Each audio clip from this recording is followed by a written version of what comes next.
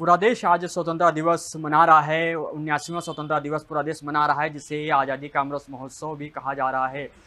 हम आपको दिखा रहे हैं कुछ अनछुई कहानियाँ, कुछ अनछुए पहलू उस ज़माने के, जिस समय ब्रिटिश हुकूमत से लड़ाई करते हुए स्वतंत्रता संग्राम सेनानियों ने बलिदान दिया था। देश पर वो न्यौछावर हुए थे और जिनके बलिदान के पश्चात ही हमारा देश 1947 में 15 अगस्त 1947 को आज़ाद हुआ था। इस समय मैं मौजूद हूँ देहरादून स्थित पुरानी जेल में, और इस जेल में मेरा खड़ा होने का मकसद सिर्फ ये है कि आपको एक उस ऐतिहासिक धरोहर से रूबरू कराऊं, जिस धरोहर को जानना समझना आपके लिए बेहद ज़रूरी है कि किस तरीके से देहरादून, जिसको द्रोण नगरी कहा जाता है, किस तरीके से यहाँ पर हमारे स्वतंत्रता संग्राम सेनानियों की बात करें या फिर उस समय की हम बात करें जब अंग्रेजी हुकूमत से लड़ते हुए हमारे वीर सैनिकों के साथ वीर यहाँ के स्वतंत्रता संग्राम सेनानियों ने अपना सर्वोच्च बलिदान किया था, और उनके बलिदान के पश्चात ही हमारा देश आज़ादी मिली। हमारे देश को, हमारा देश आज़ाद हुआ, और उन्हीं के पश्चात और उन्हीं के बदौलत आज हम खुली हवा में सांस ले रहे हैं। मेरे ठीक आप पीछे देखेंगे तो ये जो है नेहरू वार्ड है। ये पुरानी जेल कहा जाता है इसको। ये जेल इसलिए कहा जाता है, आप ऊपर देखेंगे तो मैं आपको दिखाऊं, ये नेहरू वार्ड है। नेहरू वार्ड इसलिए, पुरानी जेल इसलिए क्योंकि यहीं पर देश के पहले प्रधानमंत्री, स्वर्गीय प्रधानमंत्री जवाहरलाल नेहरू ने इस जेल में अपने 4 साल व्यतीत किए थे। वो 4 साल थे 1932, 1933, 1934। तो यहाँ पर उन्होंने उनको बंदी बनाया गया था अंग्रेजी हुकूमत के ज़रिए। और ये पुरानी जेल है जिसको कि अब जो है नए तरीके से हेरिटेज सेंटर में इसको डेवलप किया गया है, हेरिटेज सेंटर में इसको विकसित किया गया है, और काफ़ी यहाँ पर जो चीज़ें हैं उनको व्यवस्थित किया गया है। आप देखेंगे यहाँ पर कि काफ़ी लोग भी यहाँ पर आते हैं, दूर दराज से आते हैं, और ये देखने आते हैं किस तरीके से पंडित जवाहरलाल नेहरू की हम बात करें, जिन्हें प्रथम प्रधानमंत्री का दर्जा प्राप्त है, जिन्होंने इस जेल में अपने 4 साल बिताए, जिन्होंने यातनाएं सही, और इस समय मैं इसी परिसर के अंदर मौजूद हूँ।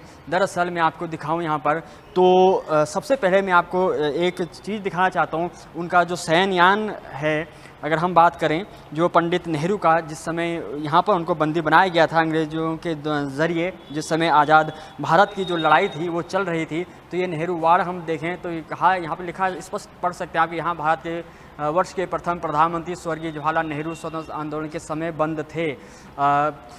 ये जो पीछे आप देखेंगे सामने आपको लकड़ियों का, अगर हम बात करें लोहे की जो रॉडें हैं, इसके पीछे जो है उनका जो जेल है, और ऊपर लिखा भी है कि यह खिड़की है जहां खड़े होकर नेहरू जी बाहर अपने दर्शनों को आई जनता से आशीर्वाद लिया करते थे। और अगर हम बात करें तो जो पंडित जवाहरलाल नेहरू ने अपनी किताब लिखी थी, उसके कुछ अंश उन्होंने इसी जेल में, जिसको पुरानी जेल कहा जाता है, यहाँ पर उन्होंने लिखी थी। मैं आपको उनका शयनयान के अगर आपको लेके चलूँ तो आप दिखाऊं मैं आपको कि कौन सा उनका शयनयान कक्ष था जहां वो विश्राम करते थे। तो ये लिखा है, आप देखें, ये उनका शयनयान कक्ष है।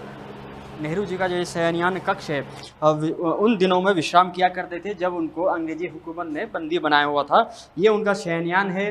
अगर हम बात करें तो आप देख सकते हैं व्यवस्थित रखी गई हैं चीज़ें, चीज़ों को व्यवस्थित किया गया है। जो धरोहर है पंडित नेहरू की, उसको सुरक्षित रखा गया है चीज़ों को, ताकि इसमें कोई दिक्कतें ना हो। अगर हम बात करें तो पंडित नेहरू की आप सामने तस्वीर भी देख सकते हैं। ऐसे में किस तरीके से चीज़ें हैं, यहाँ पर बात भी कर लेते हैं, यहाँ लोगों से बात भी करेंगे और बताने का प्रयास भी करेंगे आपको कि किस तरीके से यहाँ पर पंडित नेहरू की जो अन्य चीज़ें हैं, ये शयनयान था उनका। हम आपको उनका यहाँ पर उन्होंने शयनयान की बात करें, पाठशाला की बात करें, उनका अगर हम शौचालय हो या फिर उनका जो अन्य कक्ष हैं उनकी बात करें, वो तमाम चीज़ें यहाँ पर हैं। और ये ऐतिहासिक चीज़ें हैं जिनको देखने के लिए तमाम दूर दूर से लोग आते भी हैं। लेकिन बेहद चीज़ें अगर हम बात करें तो चूँकि हम स्वतंत्रता दिवस मना रहे हैं, इसमें ये जानना बेहद ज़रूरी है कि जो किस तरीके से पंडित नेहरू का जो लगाव था वो देहरादून से था। अगर हम बात करें मसूरी से भी उनका लगाव था। ऐसे में हम आपको दिखाते हैं, आप मेरे ठीक पीछे देख रहे होंगे कि ये नेहरू जी का जो है भंडार गृह है, जहाँ पर उनको जब वो जेल में बंद थे तो उनको जो है यहाँ पर चूँकि वो अकेले यहाँ पे रहते थे, तो ऐसे में उनको जो है ब्रिटिश हुकूमत के द्वारा जो है उनको भंडार, यानी उनको खाने पीने का जो सामान था वो दिया जाता था। जो कच्चा सामान होता वो उनको दिया जाता था, जहाँ पे वो एकत्रित करके रखा हुआ करता था जो सामान। ये उनका भंडार गृह है। जहाँ पर वो सामान रखा हुआ करता था। ऐसे में आप सोच सकते हैं कि किस तरीके से उन्होंने यहाँ पर जीवन उस समय व्यतीत किया होगा।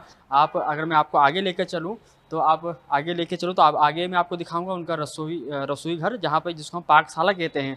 तो आप यहाँ पर आपको आगे लेके चलता हूँ मैं। तो ये उनका पाकशाला है, जहाँ पर वो अपना खाना बनाते थे, रसोई जिसको कहते हैं हम।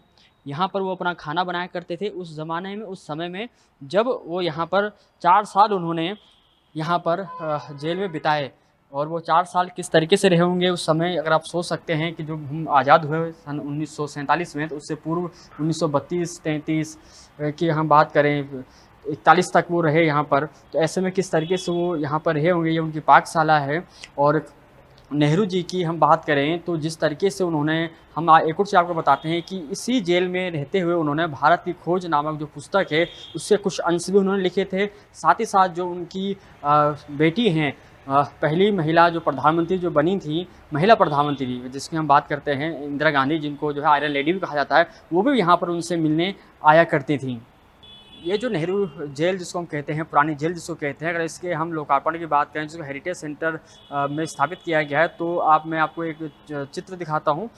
तो इसको जो है विजय बहुगुणा जो मुख्यमंत्री थे सन 2013 में, 14 नवंबर 2013 में, अगर हम जिस समय हम बात करें, तो उस समय इस जगह की, यानी जिसको हेरिटेज सेंटर नाम दिया गया, इसका जो है लोकार्पण उस समय जो मुख्यमंत्री थे विजय बहुगुणा, उनके द्वारा किया गया था। और ये अगर मैं आपको पूरी तरीके से कैमरे के एंगल से दिखाऊं, तो ये पूरा हेरिटेज जो सेंटर बनाया गया है जिसको 2013 में, तो ये पूरा वो जेल है जो इस समय है।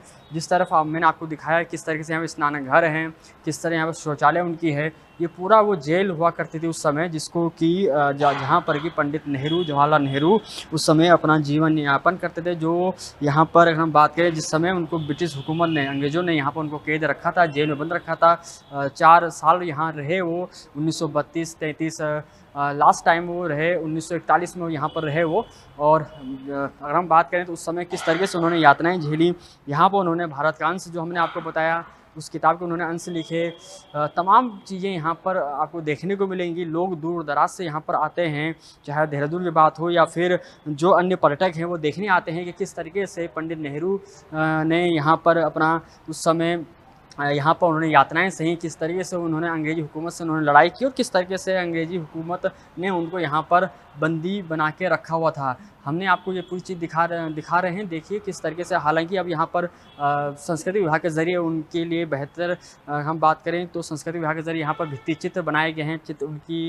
उनको लेकर किस तरीके से आप यहाँ पर देखिए, तमाम ये जो भित्ति चित्र हैं यहाँ बनाए गए, तमाम अलग अलग उस समय के जो स्वतंत्रता संग्राम सेनानी थे, उनकी यहाँ पर जो फ़ोटोएँ हैं वो सारी यहाँ पर लगाई गई हैं।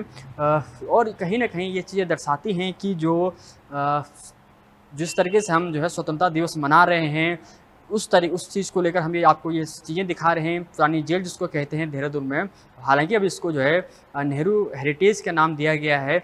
और कहीं न कहीं जिस तरीके से ये हेरिटेज का जो नाम दिया गया, उसको जिस तरीके से सजाया गया है, संवारा गया, उसका रख-रखाव किया गया है, तो कहीं न कहीं अपने आप में एक बेहतर एक प्रयास भी और बेहतर कार्य भी संस्कृति विभाग के ज़रिए किया गया है।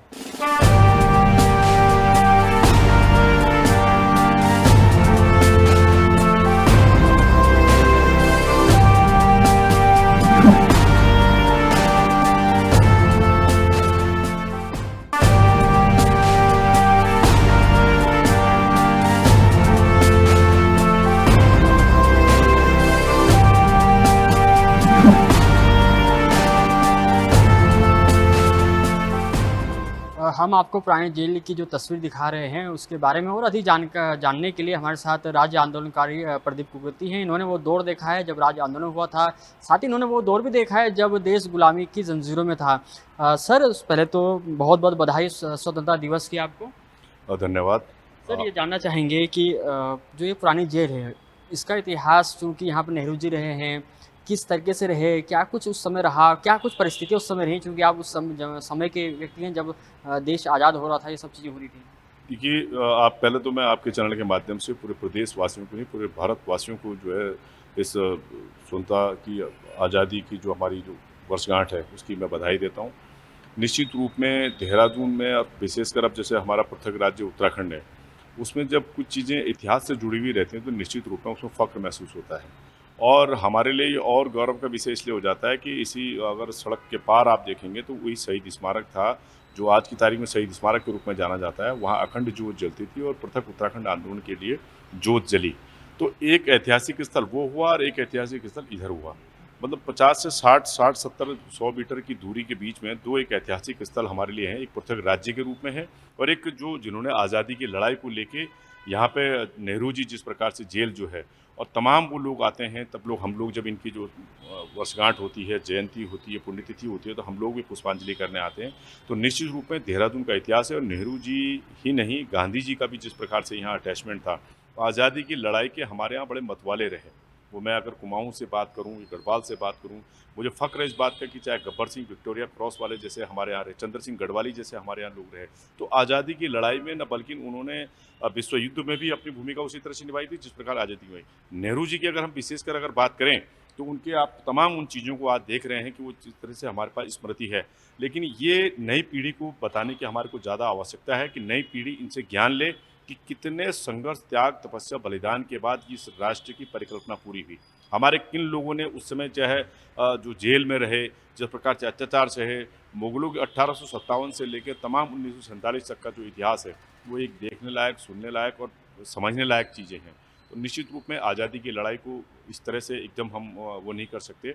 उनके लिए हमारे पास गर्व है इस बात का कि जिस प्रकार से उन्होंने इस आज़ादी के लिए तमाम तात्या टोपे से लेके भगत सिंह जैसे लोगों से लेके सरदार पटेल जैसे लोगों ने इसमें अपनी भूमिका निभाई, अटल जी जैसे लोगों ने, आडवाणी जी जैसे लोगों ने, तमाम वो लोग थे जिन्होंने पूरा मैं कहूँगा कि गुलदस्ते के रूप में जिस प्रकार से लोगों ने जैसे राज्य आंदोलन में हिंदू मुस्लिम सिख ईसाई का हम लोग नारा बोलते हैं और उन्होंने शहादत दी, तो इसी प्रकार की शहादत भी पृथक राष्ट्र के निर्माण के लिए जितनी शिद्दत के साथ, जितने कष्टों के साथ कैसे वो अखबार निकालते थे, कैसे संदेश एक दूसरे के पास जाते थे।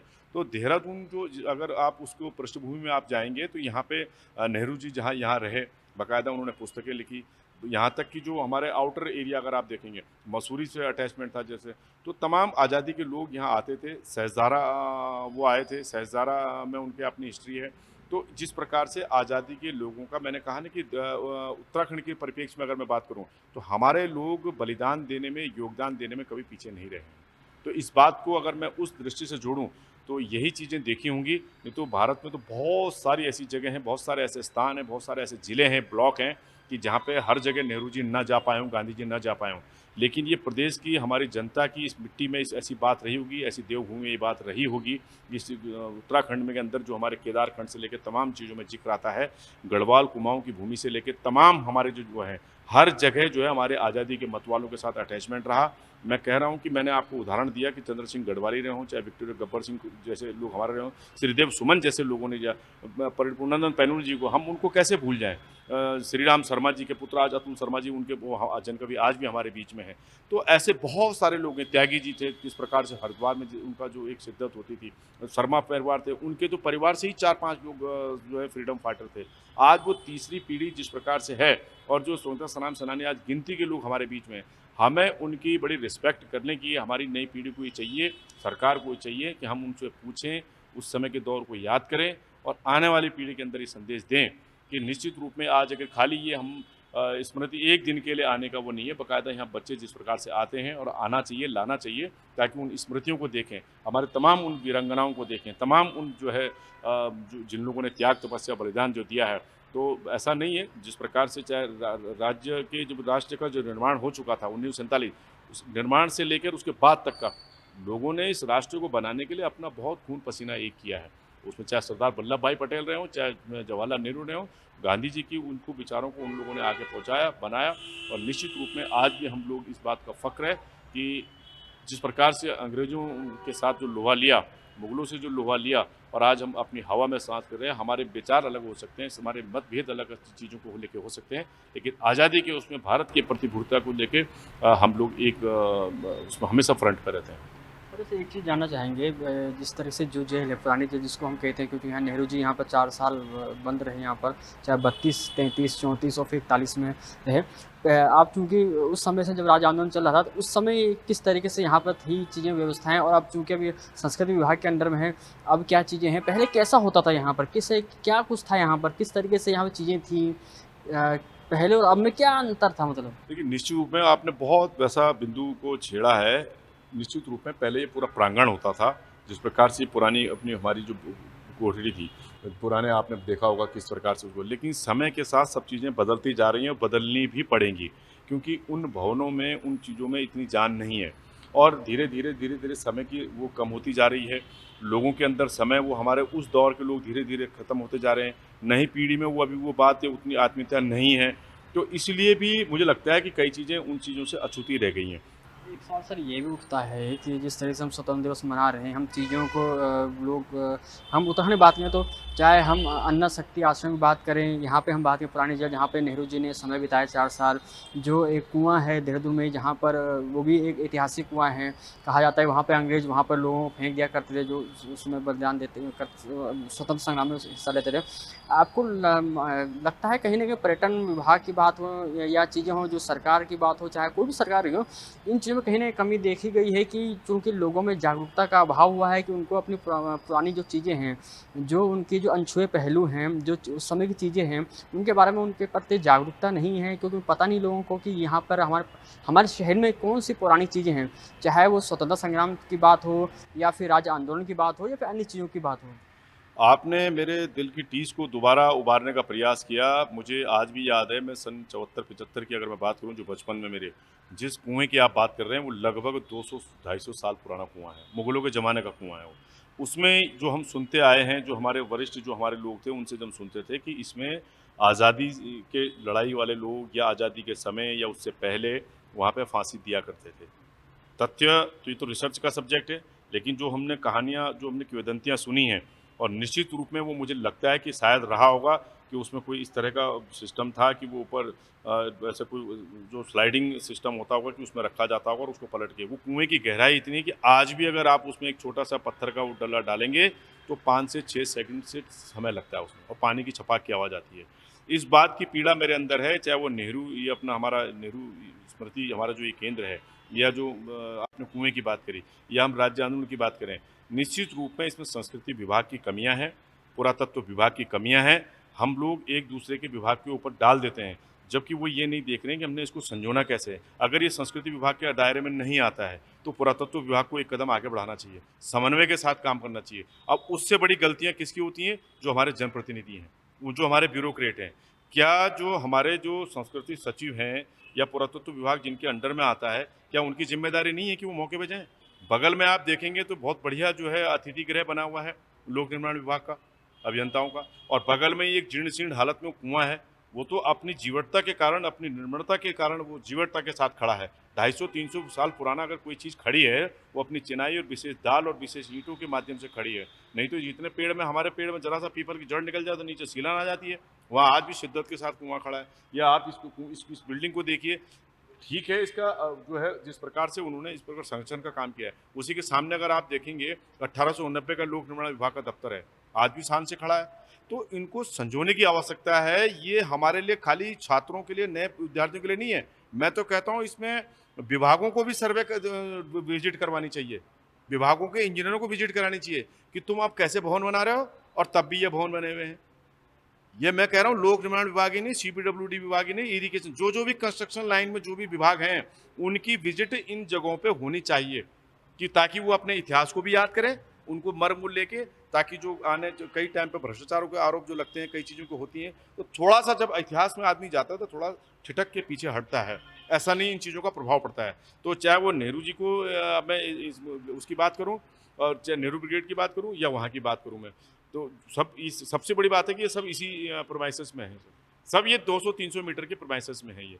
तो उन चीज़ों को संजोने की आवश्यकता है, समझने की आवश्यकता है। पुरातत्व विभाग, संस्कृति विभाग और आर्कियोलॉजिकल ये सारी चीज़ें जो है आपस में समन्वय बना के गए। मैं गढ़ी कैंट तक गया हूँ, मैं हाथी बड़कला तक मैं गया हूँ जो पुरातत्व विभाग का। ये जो नीचे त्यागी रोड पे जो इनका वो है, मैं वहाँ तक गया हूँ। पत्र व्यवहार किया मैंने। मैं 80-90 की बात बता रहा हूँ मैं आपको, 95 की बात बता रहा हूँ मैं। 2000 के टाइम की बात बता रहा हूँ। लेकिन किसी ने कोई सुध नहीं ली, उल्टा उसमें पेड़ और जड़ें बढ़ती चली गई हैं और ये हाशिए पे है। बाहर जितना बढ़िया जितना प्रचार प्रसार होगा, यहाँ जो कर्मचारी ड्यूटी दे रहे हैं, वो खाली सज़ा पाने के लिए थोड़ी यहाँ पे हैं। जब कोई आता-जाता रहेगा, जब कोई आएगा, कुछ पढ़ेगा, वो कुछ बताएँगे, तो उनको भी कहीं न कहीं वो तो एक पनिशमेंट क्वार्टर गार्ड ड्यूटी हो गई है तो यहाँ पे। इसका बराबर विजिट होती रहेगी उनका भी मन लगेगा, उनको भी अच्छा लगेगा कि यहाँ ये चीज़ें, बच्चे आएंगे वो उनके बारे में बताएंगे, जो बड़ा है वो किताब पढ़ के जाएगा। तो ये सारी चीज़ें, ऐसी वो कुएँ की बात है, ऐसी चाहे शहीद स्मारक की बात है, या जो भी इस तरह से हमारे इतिहास से जुड़ी हुई और जो राष्ट्र निर्माण में, राज्य निर्माण में जिनकी महत्वपूर्ण भूमिका है, जिन चीज़ों की या जिन इतिहासों को जानने की, तो उसके बारे में पता होना चाहिए। हमें फ़क्र है कि अगर उस समय गांधी जी अगर वो थे, तो राज्य बनने में हमारे पर्वतीय गांधी मणिपुर जी, हमें उनको फ़क्र है। तो ऐसे हमारे में वीरांगनाएँ रहे हैं, हमारे महापुरुष रहे हैं, उनको याद करने का समय है, आज़ादी की बधाई का समय है, लेकिन साथ-साथ ये संकल्प लेने का भी समय है कि हम इस राज्य को, इस राष्ट्र को उस भ्रष्टाचार की उससे दूर रखें, सर्वांगीण विकास में सब मिलके आगे आएँ, राष्ट्र निर्माण में आगे आएँ और तमाम उन चीज़ों को लेके, जो पुरानी चीज़ों को स्मृति में रखें, उसकी विस्मृति न करते हुए कि आखिर पहले क्या आर्किटेक्चर था, और जैसे-जैसे हमें टेक्नोलॉजी मिल रही है, हम उतने-उतने फिसड्डी होते जा रहे हैं, उतने बहुत नीच में गिरते जा रहे हैं। तो इसमें विज़न की लाने की आवश्यकता है। ये बहुत बड़ा विषय है। मैं तो एक छोटा-सा अपने अल्प बुद्धि के नाते जितना मुझे महसूस होता है, वो मैंने आपको बताया। क्योंकि ड्राफ्ट्समैन मैकेनिकल मैंने किया हो, तो मैकेनिकल की ड्राइंग को जिस तरह से हम देखते हैं कि किस तरह से बारीकी से हम एक-एक उसमें कितना टॉलरेंस रखा जाता है। तो ये तो इंजीनियरिंग विभाग जो अपने आप में बहुत बड़ा विशाल सब्जेक्ट है। अच्छा, एक आखिरी सवाल सर, मैं ये चीज़ जानना चाह रहा हूँ कि जिस तरीके से हमारे देहरादून में अगर ख़ास तौर पे बात करूँ, जिस तरह से ये पुरानी चीज़ें हैं, जैसे मैंने बताया नेहरू हेरिटेज सेंटर हो गया, जैसे आपने बताया कि एक कुआँ है जहाँ पर आंदोलन जो 200 साल पुराना है, कई सारी चीज़ें हेरिटेज चीज़ें हैं, इनके बारे में लगता है कि जागरूकता का अभाव है कि देहरादून वासियों को ही, जो पुराने लोग हैं उनको तो पता है, जो नई पीढ़ी है उनको पता नहीं। तो कहीं न कहीं मानते हैं इसमें, कहीं न कहीं जो स्कूली जो शिक्षा होती है उसमें भी अध्यापकों की ज़िम्मेदारी होनी चाहिए कि आप अपने प्रदेश के साथ-साथ आप अपने शहर की जो पुरानी चीज़ें उनके बारे में आप छात्रों को बताएँ, ताकि वो इसमें इंटरेस्ट लें, एक शोध करें, शोध का विषय होना चाहिए सब चीज़ें। बिल्कुल शोध की ही आवश्यकता है। आपने, अगर मैं छोटे से कुएँ की बात करूँ, अब आज के परिप्रेक्ष्य में अगर हम बात करें, जिस प्रकार से कंक्रीटों को जो है बिल्कुल जड़ से जड़ तक सड़कें बना दी जा रही हैं। वो कुआँ ऐसा है कि अगर उसमें वाटर हार्वेस्टिंग सिस्टम अगर शहर का जोड़ दिया जाए, अगर ये उसको संजोने का काम नहीं कर सकते, तो इसको ऐसे काम उसका यूटिलाइज़ कर लीजिए आप। पानी जो है ज़िंदगी भर ख़त्म नहीं होगा, उसकी इतनी गहराई है। पूरा वाटर अब पुराने कुएँ, क्या उसको खोदने की आवश्यकता नहीं है? इन्होंने ढक दिए वो। अजयपुर में इतना गहरा कुआँ था, ठीक-ठाक कुआँ था वो। देहरादून के अंदर 3-4 कुओं की अपनी पहचान थी। बंजारावाला में आप जाइए, ऊपर से सबने लिंटर डाल दिए। अगर वहाँ पे कोई प्रभावित हो रहा है, तो उनकी सरकार व्यवस्था बनाए, लेकिन ये देखें ना कि उसको अगर हम प्रभावित हो रहा है, उसको हम दूर अगर शिफ्ट कर रहे हैं, लेकिन उस जगह का फ़ायदा उस शहर को, पूरे शहर को भी तो मिलेगा। उसमें वाटर लॉक सिस्टम नहीं हम ज्वाइन कर सकते हैं, ना हमें गड्ढा खोदना है, ना कुछ करना है, क्योंकि कुआं है, सिर्फ स्लैब ही हटाना है। तो हमारा वाटर हार्वेस्टिंग कितना डेवलप हो सकता है। ऐसे ही जो मैं उसकी बात कर रहा हूँ, कुएं की बात, वो तो इतना है कि वो तो पूरा समा जाएगा, उसमें तो पूरी दुनिया का पानी समा जाएगा हमारे देहरादून का। 6-7 सेकंड जिसमें पत्थर जाने में लगते हैं, तो आप उसके अंदाजा लगा लिए कि वो कितना गहरा। आज तक गहराई नहीं मिली उसकी। रुड़की के इंजीनियरिंग वाले आए थे किसी जमाने में वहाँ, वो पानी निकालने में सफल नहीं हो पाए उस समय।